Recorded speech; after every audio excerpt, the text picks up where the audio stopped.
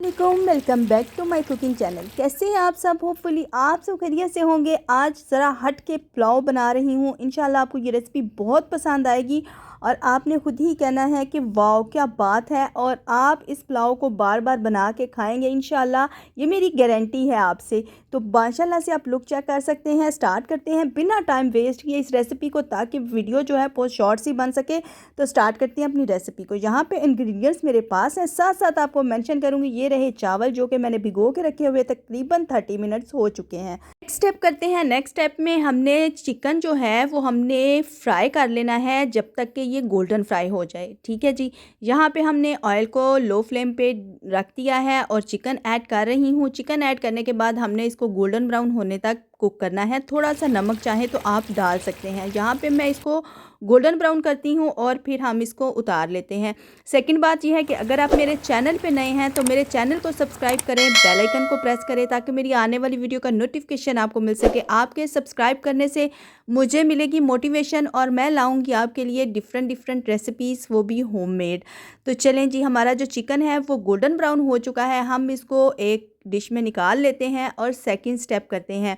ये वाला पुलाव आपको डिफरेंट पुलाव मिलेगा और इसके जो टेस्ट है वो भी आपको डिफरेंट मिलेगा। इंशाल्लाह आप एक बार इस रेसिपी को ज़रूर ट्राई करिएगा। मेरे कहने पे मेरी गारंटी है कि आपको ये वाला पुलाव बहुत ही मज़े का लगेगा। यहाँ पे मैंने उसी ऑयल के अंदर मैंने प्याज को डाल दिया है। दरमियाने साइज़ के 2 प्याज लिए थे, उनको बारीक कट कर लिया था। ये रहा खड़ा मसाला, जिसमें मैंने तेज़पात ऐड किया है और दालचीनी के 2 से 3 पीस ऐड किए हैं। बड़ी इलायची ऐड की है, लौंग और थोड़े से काली मिर्च के दाने हैं। बहुत ही कम जो है ना क्वांटिटी में मैंने इसमें साबुत गरम मसाला ऐड किया है। और यहाँ पे मैंने ऐड कर दिया है जी, जो हमने चिकन को फ्राई किया था वो ऐड किया है।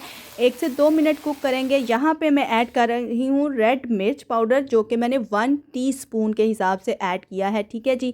मेरे पास 1 किलो के हिसाब से चावल थे और 1 किलो ही मेरे पास चिकन था। तो यहाँ पे मैंने ऐड कर रही हूँ अदरक लहसुन का पेस्ट है और ये हमने ऐड करना है। अच्छे तरीके से हमने इस सभी चीज़ों को मिक्स करना है और 1 से 2 मिनट के लिए कुक करेंगे, ताकि लहसुन की स्मेल ख़त्म हो जाए। तो यहाँ पे मैं अब ज़ीरा ऐड कर रही हूँ। 1 टेबल स्पून के हिसाब से मैंने ज़ीरा ऐड किया है। 1 टीस्पून के हिसाब से मैंने क्रश मिर्च ऐड की है। नमक जो है वो आपने अपने टेस्ट के अकॉर्डिंग डालना है, हस्बे ज़रूरत नमक ऐड करेंगे। और यहाँ पे मैंने 3 से 4 अदर टमाटर लिए थे, जिसका मैंने पेस्ट बना लिया था और वो पेस्ट मैंने ऐड कर दिया है। लाजवाब टेस्ट मिलेगा आपको अगर आप इसी रेसिपी को बनाते हैं। तो यहाँ पे मैं अच्छे तरीके से टमाटर के पेस्ट के साथ चिकन को अच्छे से कुक कर लूँगी, जैसा कि आपको स्क्रीन में नज़र आ रहा है। तो अच्छे से कुक करने के बाद हम इसको 1 से 2 मिनट के लिए रख देंगे पकने के लिए। उसके बाद मैंने इसमें ऐड किए हैं 7 से 8 दाने, मेरे पास आलू बुखारे के थे। फ्रेश आलू बुखारा लेना है आपने और वो ऐड करना है।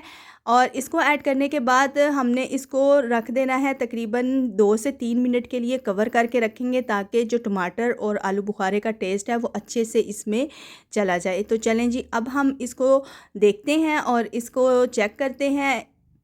यहाँ पे मैंने तकरीबन 5 मिनट के लिए इसको स्टीम दिया था और जो ऑयल है वो भी अच्छे से नज़र आ रहा है। अब हमारा जो चिकन है वो बिल्कुल रेडी हो गया है।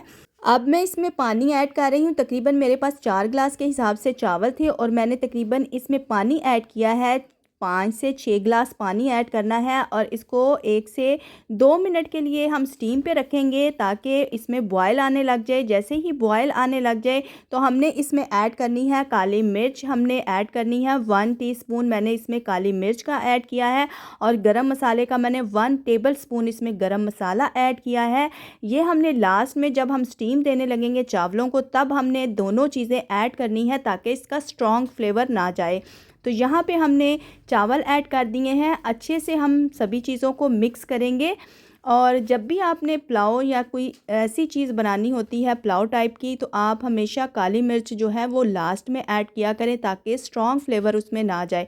और गरम मसाले की क्वांटिटी आप कम रखा करें। लास्ट में मैं अब स्टीम देने लगी हूँ। तकरीबन मैंने 6 से 7 अदद हरी मिर्च ऐड की हैं। वो ऐड करने के बाद हमने इसको मिक्स करना है। मिक्स करने के बाद हमने इसको स्टीम दे देना है। तकरीबन 20 मिनट्स के लिए हमने स्टीम पे रखना है, ताकि हमारा पुलाव जो है वो अच्छे से कुक हो जाए। तो यहाँ पे मैं स्टीम करने लगी हूँ इस लेवल पे चावल आ जाएं तो हमने स्टीम रख देना है 20 मिनट्स के लिए। तो आपके चावल बेहतरीन तैयार हो जाएंगे। तो आप इस रेसिपी को ज़रूर ट्राई करिएगा। होपफुली आपको ये रेसिपी बहुत पसंद आएगी। यहाँ पे हमारे भी पुलाव रेडी हो गया है। माशाल्लाह से आप लुक चेक कर सकते हैं।